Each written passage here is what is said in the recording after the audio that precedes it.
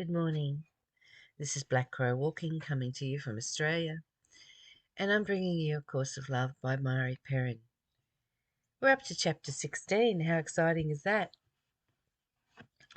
And verse 1, and this chapter is called What You Choose Instead. So I'm really excited to find out what that's all about. All right, let's start.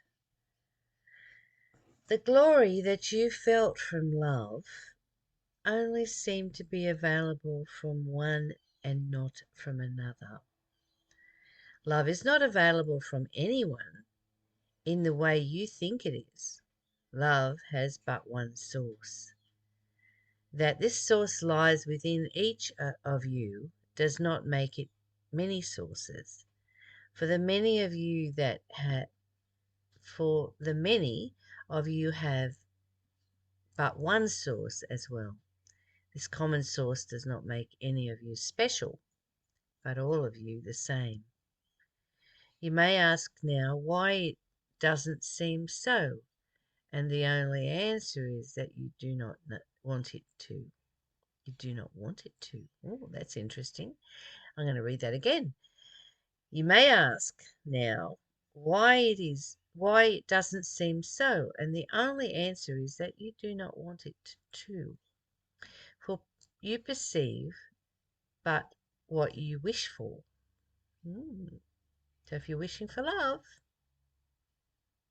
you're going to perceive it. And your wish for specialness leads you to not see sameness anywhere at all. For what is the same cannot be special. How interesting. We're all wandering around looking for that special person that's going to love us more. It's going to be the love of our lives. It's going to somehow fulfill that empty hole that's inside us. It's terrified that we're not going to be loved. And so we classify this one as special, that one is special, this one loves me more, or this is better quality love. And we're all the same energy experiencing life in form. We're all capable of that love.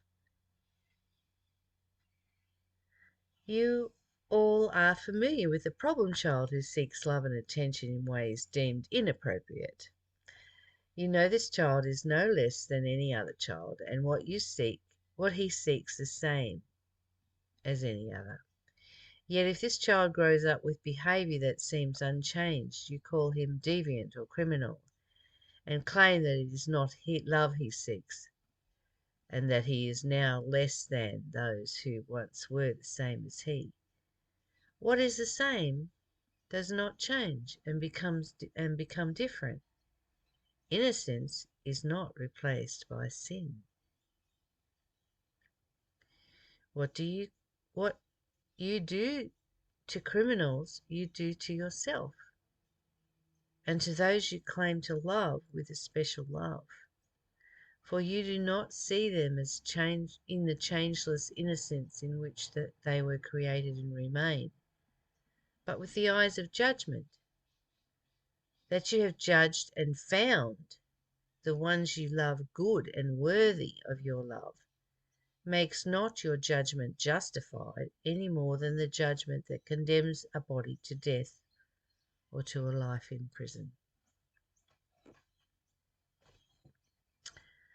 Life in prison and a body condemned to death is what judgment does to all of you who believe that what is the same can be made different. This is as true of the love you reserve for special ones as it is of the condemnation you reserve for those you have singled out.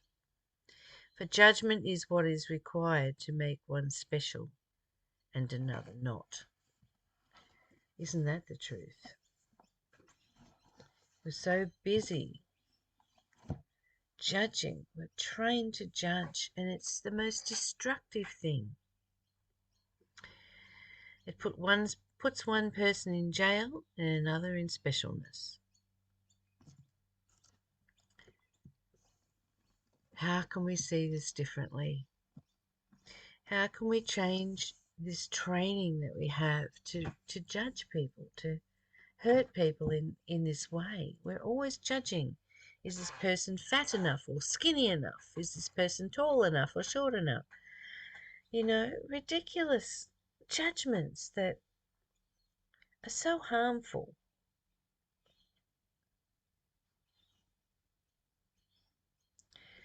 Are you looking for that special love?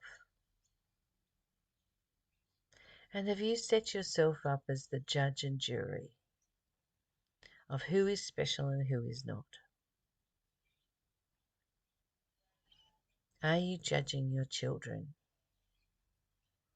Are you judging your partner?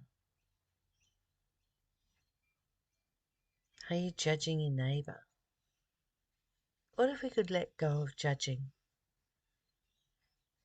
setting ourselves up as superior in judging, being the great judge, wearing the wig? What if we could let go of that and just be an observation of our own feelings and thoughts and needs and wants? What if we could let go of all judgment just for the next half an hour and see how much happier you are? See how much the presence of love is within your life in that half an hour. See how you feel about yourself when you don't have to be the judge.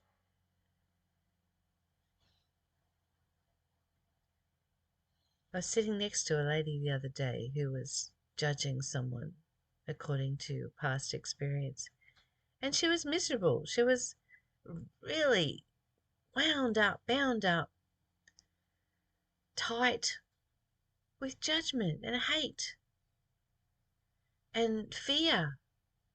And you could feel it. I could feel it sitting next to her, coming radiating from her. And the one she was judging was happy and smiling and really enjoying the moment and completely unaware of the judgment that was going on. And that's the way it is with judgment. We hold ourselves victims to the past pain. We hold ourselves locked into old stories that are not here present now. So just for today, practice no judgment and see if you feel a bit better about yourself and others around you. Just be an observation. I love you. Bye for now.